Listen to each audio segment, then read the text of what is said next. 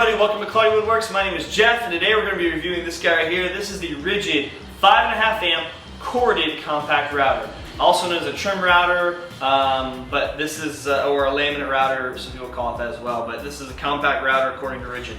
We're going to talk about some of the specifications, we're going to talk about pros and cons, and give it an overall review rating, just kind of my opinion about it in general. But before we do that, if you haven't seen before, I filmed a couple videos. I did a review video on this R45 table saw, and I also did a review video, or a video explaining how I came about getting all these tools. But if you haven't seen it, Rigid sent me a bunch of tools.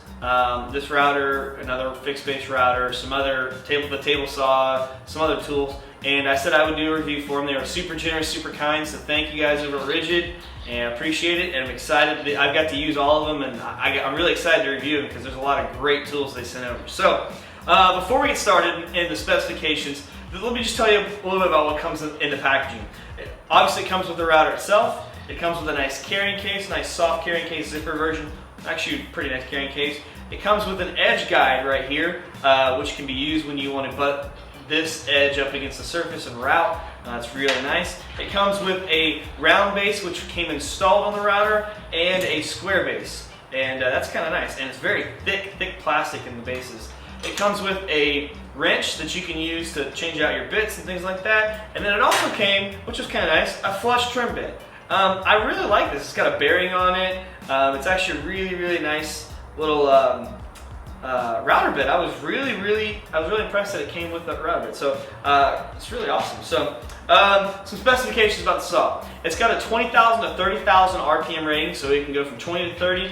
Really nice. It's got an easy to access micro adjust style here on the front, so you can actually just lower and raise the bit. And I think it's in 64/7 inch, or it might be 30 seconds.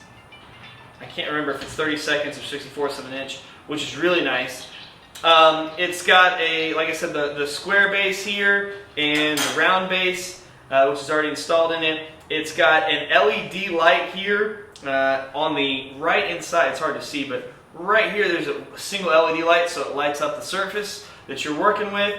It has a variable speed dial, so this dial right here goes from 1 to 7, and you can increase and lower your speed of the actual bit spinning. Really nice. It's got a soft start function, so when you start this router up, it doesn't start full force right away. It slowly gains up its RPM all the way to its peak speed, and it's about $99 at your local Home Depot. So now that we've talked about that, let's talk about the pros and cons about this router, excuse me.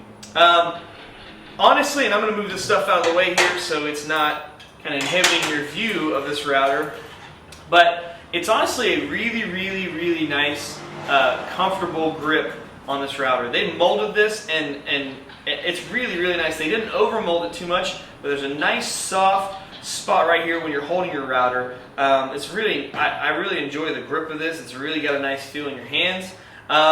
It's really rugged. The plastic that they used on this, along with the rubber in certain areas, along with the metal down here. This metal, I think, is like a cast iron, but it is really rugged. It's really tough. I've dropped it. I've dropped it from really high spots too, and it is actually held up well. No issues at all. It came with the square bits and the round bits, which I really like, or not bits, the bases. I like that it came with a square base and a round base. With square bases, it's nice that you can flush that right up against the guide, and you can route dados. You can, if you want to do cuts with it, you can do cuts that way. It's actually really helpful with that square base. The soft start function is really nice. You don't feel like it's getting away from you right away. A lot of other routers I've used, it feels like it's just going and it can kind of jerk away from you. But soft start's really nice, and really makes it more enjoyable to use, and you feel safer using it when it does that soft start function. The LED light's useful. I really like the LED. It's not super bright, but it's actually very helpful to have underneath there. It lights up the surface, so when you're doing some very fine routing, when you have very fine details or you need to see lines, I mean, really up close, that LED light's very helpful. The micro adjust dial is really easy to use, really smooth. It's actually really easy to access to. I think on the front it's probably the best place for it, and that's where they put it. And the variable speed control, the micro adjust dial is here, but the variable speed control is really nice too. It's on the front. They're both really easy to access, really easy to get to very quickly. So both of those things right here, which is, this one's the variable speed, this is the micro adjust, really easy to access, really easy to use. Some cons about this router. So I have never used, well, I'll take it back. I've never owned a trim router or a compact router like this. I've always either owned a fixed base or plunge kind of combo, or a full-size router, a bigger router. So I was wasn't sure what to think of this one when I first got it. I tried it out. I've used it a lot. What I didn't like, and here just some cons that I found, was the on-off switch. And I don't know if you can see here, but it's right here at the top and the back. And although it's fairly easy to maneuver now after it's been used a couple times, it was actually very difficult to flip up and turn off in the beginning. And it's in a really odd spot. I can't access it with the hand that I'm gripping the router with, which would be nice if they put it somewhere in this area where I could just flip it back and forth on either side. It would be nice, but back here I have to take my hand off the work surface or the router if I'm holding it, and kind of flip that up and down, and it's just kind of a pain to do. I don't really like the location of the on-off switch. Removing the spindle or the actual router from its base is quite difficult. You have to unlatch this right here, and this is the same way you do your adjustments too. Push down and raise and lower the base, and as you do it, you get down here to the bottom. There's this little clip in here that you have to figure out. I seriously can't get this off there. It's really difficult to remove the router base from the actual router itself, so not a huge fan of that. I wish they had made that a little bit more accessible there. What else? Bit changing is pretty comparable to other routers, and that's why it's a con. Honestly, with routers, I am changing out bits constantly, and especially if I've got it mounted to if I've got it mounted to the surface of something like a router table. If I want to use this and make this into part of my router table, or if I want to do, let's say, dados in 1 second, then roundovers right after that, it's just kind of, as most routers are, it's not super difficult, but it's kind of tedious to get your bit out, and you're using this little wrench right here, but this wrench is, you've got a very small work surface to get in here and change and to tighten and to loosen the actual nut that holds the router in, or the bit in. Honestly, it's not a big deal, but couldn't they think of, for example, the impact wrenches that you've seen, or impact drivers, those have that little clip out, and it holds your bit in there very securely until you pull that clip. Why couldn't they do that with routers? Maybe it's because they're spinning stuff. I don't know. Someone's got to come up with. I think there are people, the guys and gals over Rigid could do a great job coming up with a new way to change out bits. Just my opinion, but I really just don't like changing out bits on my router. The dust port here on the back is really tiny, and as far as I know, it's really, I don't know if there's a way to connect it to dust collection. I don't know if there is an option to change it or to connect it to dust collection. And honestly, stuff just flies out the back. Right here is that port, and so I don't know.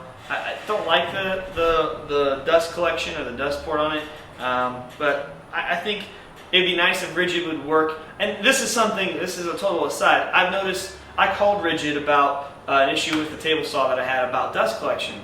And I was talking to the tool rep, and I said, hey, or to a customer service rep, and I said, hey, can you guys help me out? Is there a way to connect my table saw to the wet dry vac that Rigid makes? And they said, no, they're two separate divisions, and they're two separate people, and we don't know anything about them over here. We're different from them. And that's pretty much how it goes. They're wet dry vac kind of center or company, or whatever you want to call it. They are separate from everyone else, and I think that's kind of the case for a lot of their tools.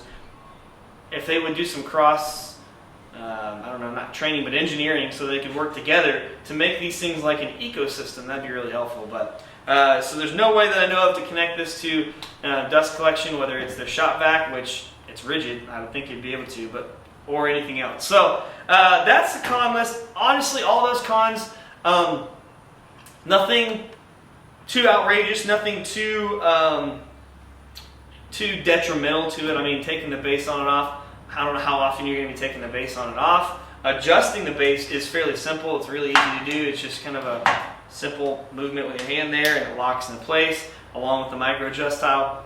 Honestly, if I had to give this a rating, if I had to give it, let's say out of 10, I'd give it an 8 or 9, honestly.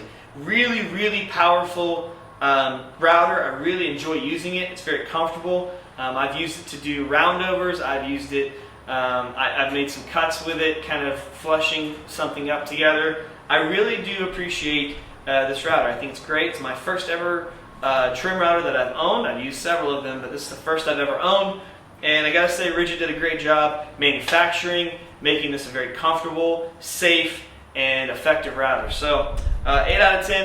Let's give it. You know, I'm gonna be generous. I'm gonna give it a 9. So 9 out of 10. I love it. I think it's great. I'm excited. I know that Ridgid has another version of this trim router, and it's the, I think it's the 18 volt, and it might be a Flex Force, or I don't remember exactly the name for it. But there's a battery operated router, which should be really cool to own. I don't own that right now. Right now, all I need is the corded one. It'd be really cool to check it out. So, hey, if you're watching Ridgid and you want to send me one to review, I'd love to. But overall, I think this is a great router. I would recommend it to anybody looking into a trim router. It is missing one feature that most other routers are not most other, but some routers are coming with nowadays, and that's a plunge base for the trim router, which I think is kind of cool, but not necessary. I've got a plunge base router. I don't need my trim router to do that. It'd be kind of nice, but honestly, that's not a detrimental thing for this. So hopefully this is helpful for you. If you're considering buying a trim router, honestly, 99 bucks, which is probably about as cheap as you're going to get a trim router. There's a few others out there, but with the quality of this one and the price of it, I can't recommend it enough. This thing is fantastic. I hope you will take a look at it, consider it your next purchase. Hope you guys are having a great day, a great week. And if you have any comments, you have any questions, you have any suggestions, you can comment down below. Don't forget to subscribe for future videos and updates. And I hope you guys have a great rest of your week.